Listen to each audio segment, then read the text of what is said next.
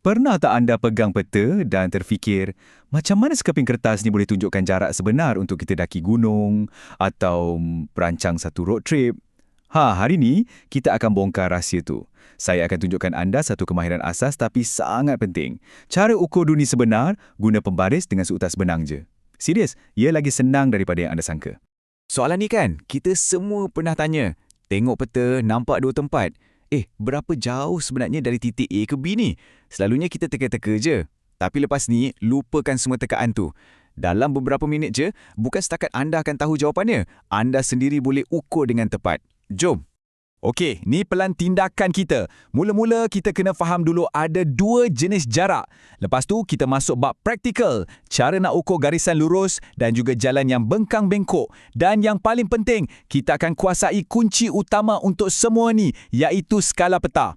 Akhir sekali, kita akan buat ringkasan dan saya ada cabaran sikit untuk anda.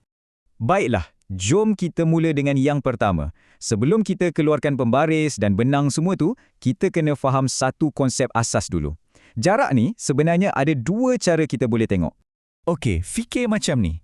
Jarak mutlak ni, ia tetap. Macam jarak dari Kuala Lumpur ke Johor Bahru 329 km. Tak kisahlah anda naik bas ke, kereta ke, jarak fizikalnya sama je, tak berubah. Manakala jarak relatif pula, yang ni boleh berubah-ubah. Ia lebih kepada berapa lama masa diambil atau berapa banyak kos. Contoh perjalanan dari Ipoh ke KL. Kalau naik bas, mungkin 3 jam. Tapi kalau naik ETS, mungkin 2 jam je. Nampak tak? Jarak fizikalnya sama, tapi masa perjalanannya lain. Itulah jarak relatif. Okey, cukup dengan teori. Sekarang masa untuk kita buat sendiri. Kita akan mula dengan yang paling asas dan senang. Cara ukur garisan lurus. Bayangkan je, kita ni macam burung. Terbang direct dari satu tempat ke tempat lain, lurus je, tak ada seleko-seleko. Caranya mudah je, ada 4 langkah. 1. Tandakan X kat dua-dua tempat yang kita nak ukur. 2. Ambil pembaris, sambungkan dua-dua X tanda dengan satu garisan lurus. 3. Ukur panjang garisan tu dalam sentimeter. Dan 4, inilah bahagian magicnya, kita akan tukarkan ukuran sentimeter tu kepada kilometer sebenar guna skala peta. Jom kita tengok contoh sebenar. Katakanlah kita nak ukur jarak landasan kereta api ni dari satu jambatan batu ke jambatan batu yang satu lagi. Okey, kita letak pembaris, sambungkan dua titik tu dan nampaknya kita dapat tepat 9 cm. Senang je kan? Tapi ingat, 9 cm ni baru ukuran atas peta. Ia belum jadi jarak sebenar lagi. Kat sinilah magicnya berlaku. Kena ingat balik skala peta yang kita guna. Untuk peta ni, setiap 1 cm mewakili setengah kilometer atau 0.5 km dalam dunia sebenar. Jadi, simple je. Kita ambil ukuran tadi, 9 cm, darab dengan 0.5 dan jawapannya ialah 4.5 km. See? Macam tu je. Kita dah berjaya tukar ukuran atas kertas kepada jarak sebenar. Okey, ukur jalan lurus dah lepas. Tapi, kita semua tahu kan, dunia sebenar ni bukan semuanya lurus. Macam mana pula kalau kita nak ukur sungai yang berliku-liku atau jalan kampung yang bengkang-bengkok? Untuk ni kita perlukan teknik lain. Jom kita upgrade sikit skill kita. Untuk yang ni, hero kita bukan pembaris, tapi seutas benang.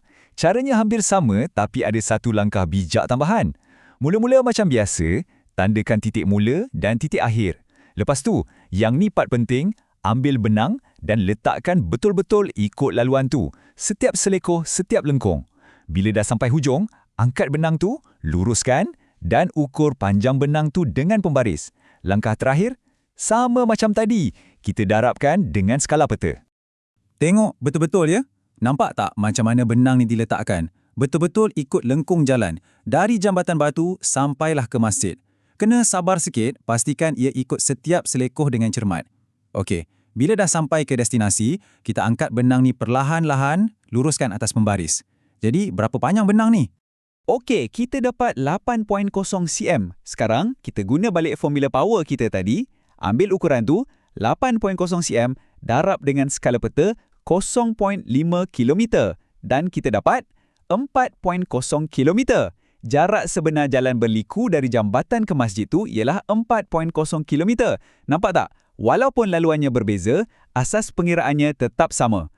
Jadi, kita dah tengok dua cara. Satu guna pembaris, satu guna benang. Tapi, anda perasan tak? ada satu benda yang sangat penting yang kita guna dalam kedua-dua cara tadi. Tanpa benda ni, semua ukuran kita tak ada makna. Ya, kita akan cakap pasal otak di sebalik peta tu sendiri. Skala peta. Apa benda sebenarnya skala peta ni? Senang cerita, ia adalah penterjemah. Ia yang bagi tahu kita, okey, setiap 1 sentimeter atas kertas ni bersamaan dengan berapa kilometer kat dunia luas sana. Dialah yang jadi jambatan antara dunia kecil atas peta dengan dunia sebenar yang luas. Dan kenapa ia crucial? Fikir macam inilah. Tanpa skala, peta tu cuma sekeping lukisan yang cantik. Ukuran 9 cm atau 8 cm yang kita dapat tadi tak ada makna langsung. Skala lah yang bagi nilai pada ukuran tu. Ia yang tukarkan lukisan jadi alat navigasi yang berguna. Ringkasnya, semua ketepatan pengukuran kita bergantung sepenuhnya pada skala. Mantap! Dalam masa yang pendek je, anda dah belajar satu kemahiran praktikal yang sangat berguna. Jom kita imbas balik sekejap apa yang kita dah kuasai hari ini. Sekarang, anda dah boleh bezakan antara jarak mutlak dan jarak relatif. Yang lagi best, anda dah ada skill praktikal untuk ukur mana-mana laluan. Kalau lurus, guna pembaris. Kalau berliku-liku, guna benang. Dan yang paling utama, anda dah tahu rahsia paling besar. Macam mana nak guna skala peta untuk tukarkan ukuran tu jadi jarak sebenar.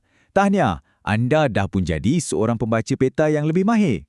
Jadi, apa lagi? Lepas ni, cuba cari mana-mana peta. Tak kisahlah peta lama ke, peta taman negara ke, dan cuba sendiri skill baru anda ni. Ukur jarak dari satu checkpoint ke checkpoint lain. Dunia atas kertas tu dah tak jadi misteri lagi. Selamat mencuba dan selamat mengembara.